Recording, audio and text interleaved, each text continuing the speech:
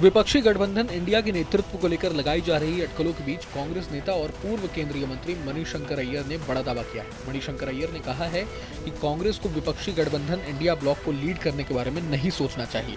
बता दें कि मणिशंकर अय्यर ने इंडियन एक्सप्रेस को दिए एक इंटरव्यू में ये सारी बातें कही हैं।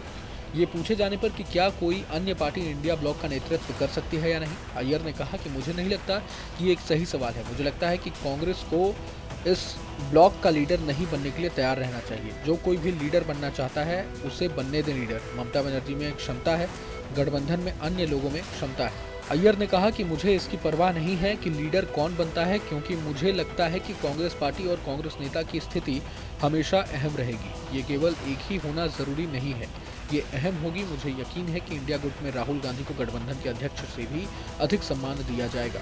तो क्या सच में अब ममता बनर्जी होंगी इंडिया अलायंस की नई कप्तान?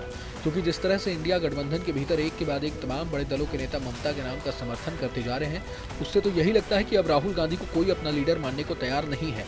मगर सवाल तो यही है कि अलायंस में सीटों के लिहाज से सबसे बड़ी पार्टी होने के बावजूद क्या कांग्रेस ममता की लीडरशिप को स्वीकार करेगी? क्या राहुल गांधी ममता बनर्जी को इंडिया अलायंस के नेता के तौर पर एक्सेप्ट करेंगे? सवाल ये भी कि अगर ममता के हाथों में कमान आ गई तो संसद में विपक्ष का नेता कौन होगा?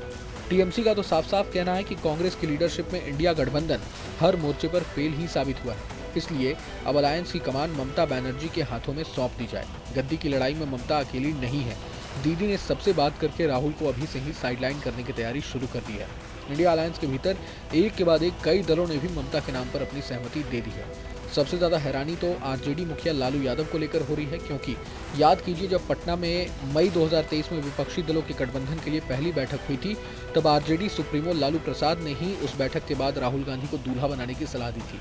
लालू के दूल्हा बनाने की सलाह के कई मायने निकाले गए थे।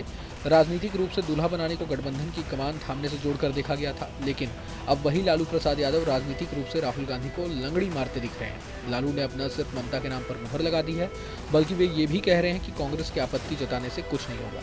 अब आखिर राहुल गांधी की दावेदारी कहां कमजोर हुई, ये भी एक अहम सवाल है। एक्सपर्ट्स का कहना है कि पिछले कुछ विधानसभा चुनाव में जिस तरह से कांग्रेस को बुरी हार का सामना करना पड़ा है, उसने भी ममता के आत्मविश्वास को बूस्ट किया है। इसके अलावा खुद कांग्रेस के भीतर खेमेबाजी और मिसमैनेजमेंट ने उसकी लीडरशिप पर सवाल उठाना शुरू कर दिया। बहरहाल वार पलटवार के इस खेल को साइड रखा जाए तो ये देखना दिलचस्प होने वाला है कि क्या ममता के दांव का कांग्रेस जवाब दे पाती है या नहीं।